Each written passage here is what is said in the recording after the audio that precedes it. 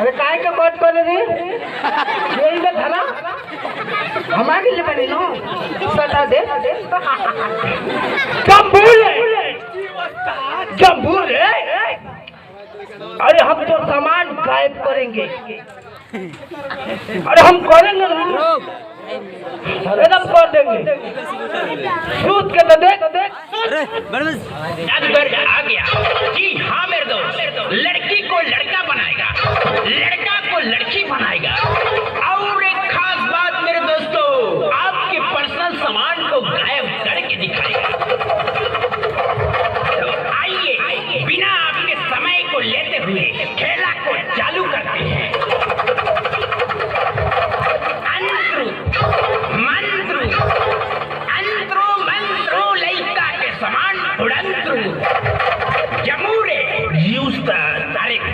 नहीं रे मेरा तो है लेकिन भाई साहब को पता नहीं।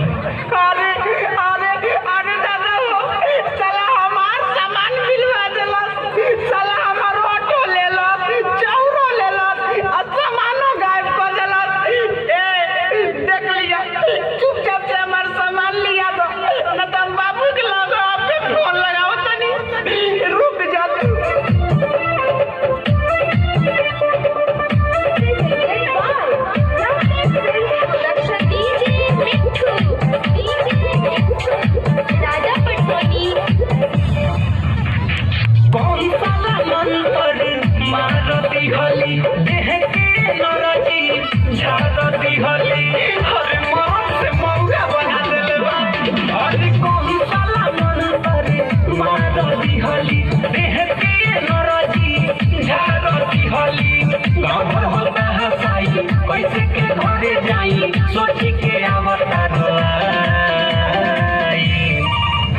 हेलो पप्पा हमार बियाह कैंसिल कर दो अब हम बियाह नहीं करब।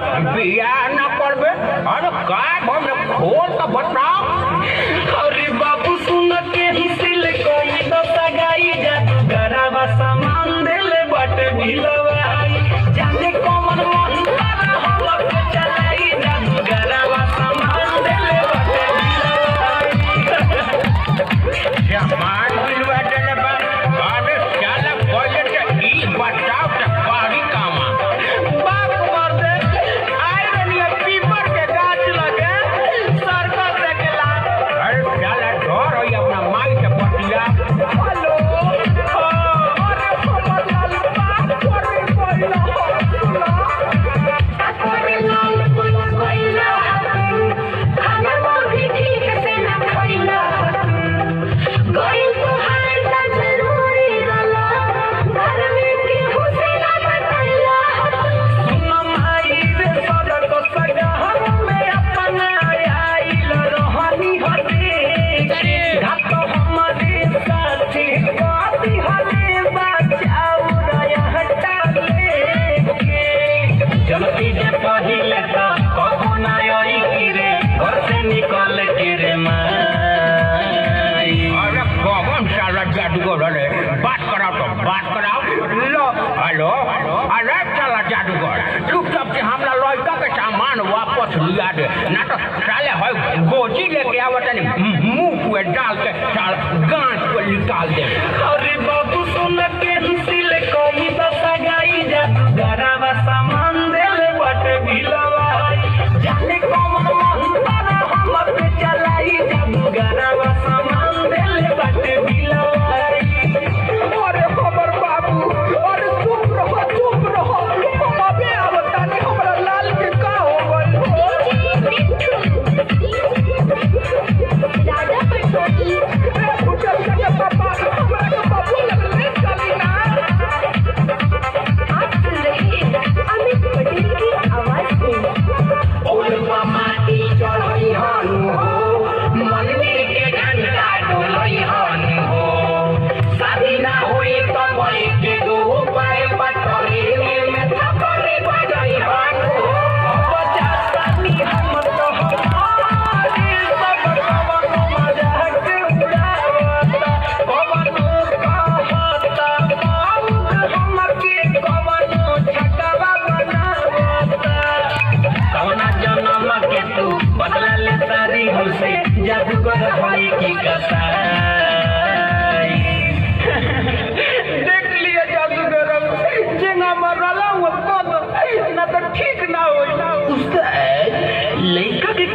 आओ तनी लिया ना दियो कुछ सामान हुआ। अरे साला चुप चुप साले मारे लोग ये सब गाँव वाला मिल के मंतर भोर पर गई बा।